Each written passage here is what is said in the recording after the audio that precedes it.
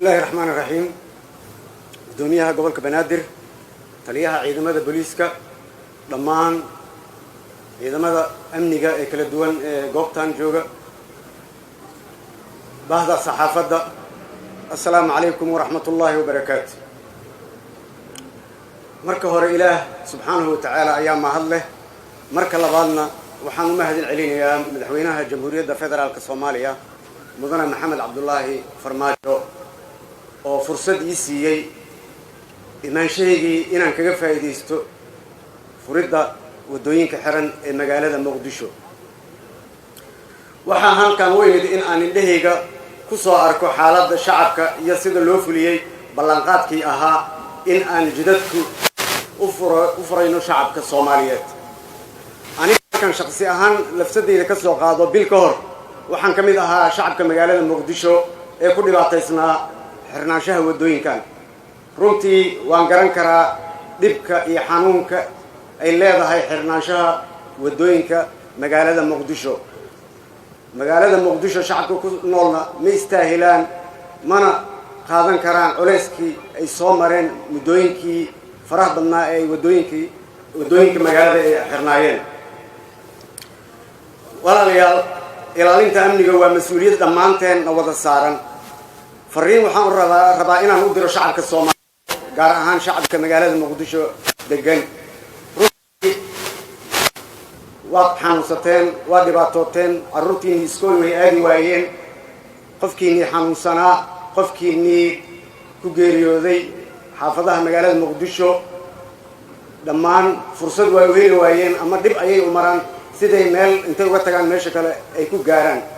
sidaa darteed waxaa loo baahan yahay idinkoo og xanuunkaas aniga iyo madaxda iga sarreyso madaxweynaha jamhuuriyadda federaalka ugu horeeyo oo kan danqanayna arrintaas inaad nala qaadaan shacabka Soomaaliyeed gaar ahaan shacabka muqdisho haddaad tihiin mas'uuliyadda amniga idinkoo la kaashanayo ciidamada amniga ee qaranka.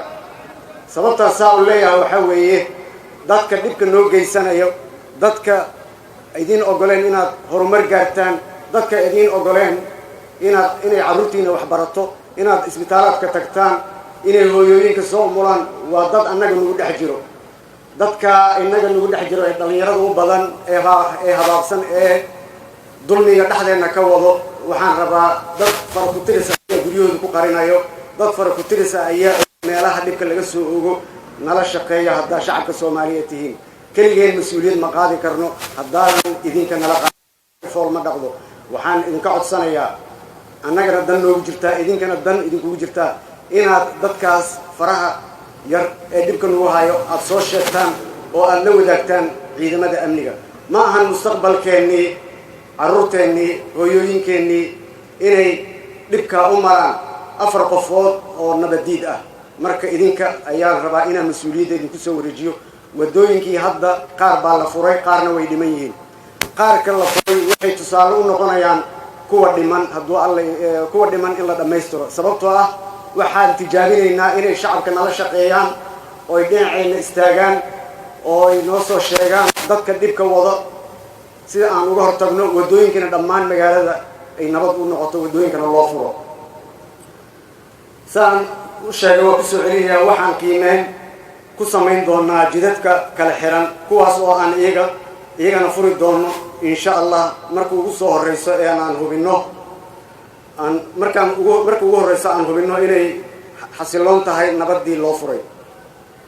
waxaan u mahad celinayaa dhammaan ciidamada walaalaha iyaga ee amniga suga oo maalin kasta ku dhaawacmo, ku dhinto, qaraxyada lala beegsado oo ah inaan u wada danqano oo ah dadkiinii, wiilashiinii, walaalihiinii, gabdhihiinii inaad maxaa la dhahaa aan halka mahad ballaaran sida ay uga qayb qaateen halka iyo deganaanta magaalada muqdisho horena loo sii wado.